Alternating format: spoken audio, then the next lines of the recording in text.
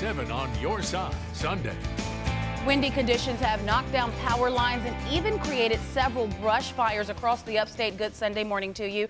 I'm Shelby Coates. Let's go straight to 24/7 meteorologist Jason Nappy in the Weather Center for the latest. Good morning, Jason. Crews in Anderson County are dealing with broken trees and power outages, all because of the strong winds that Jason just told you about. That's where 7 on your side's Aaron Rogers is this morning with the latest reports. Aaron. Thanks, Aaron. And right now, the city of Anderson tells us it has set up a cold shelter at the Salvation Army because of the extreme cold overnight.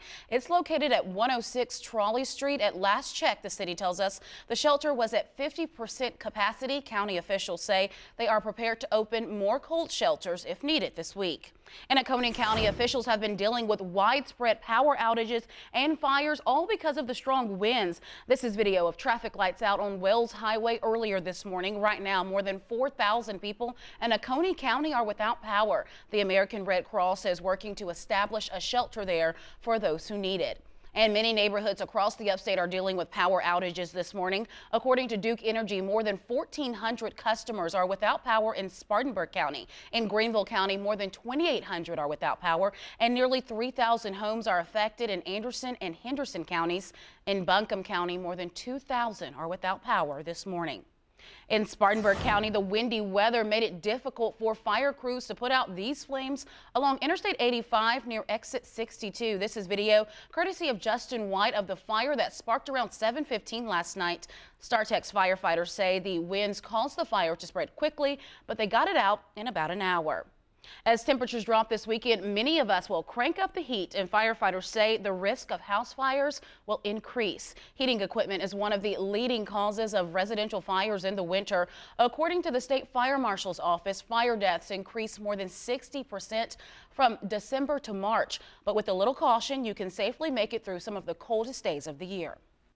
We're just concerned with people using space heaters and not keeping 3 feet around them at all times. Firefighters say if you're turning on space heaters, make sure you have plenty of space and never leave it running when you're not at home. The cold weather and high winds forced crews to stop their search for a missing kayaker on Lake Hartwell this weekend. If the weather allows, they will be back on the water later today. The 64-year-old man has been missing since Wednesday. Crews used sonar units Thursday and found the man's boat. Coney County deputies need your help solving a sexual assault case that happened near Clemson University. The female victim, who was not a student, says she was sexually assaulted at the Sigma Chi fraternity house on DuBois Circle in Seneca Friday night. Authorities have not made any arrests. If you have any information, you need to contact the Coney County Sheriff's Office. Well, still to come on 7 on your side this morning, Todd Summers will let us know which Sprint Cup driver was able to avoid multiple multi-car crashes to win the first race of the season at Daytona. Sports is coming up.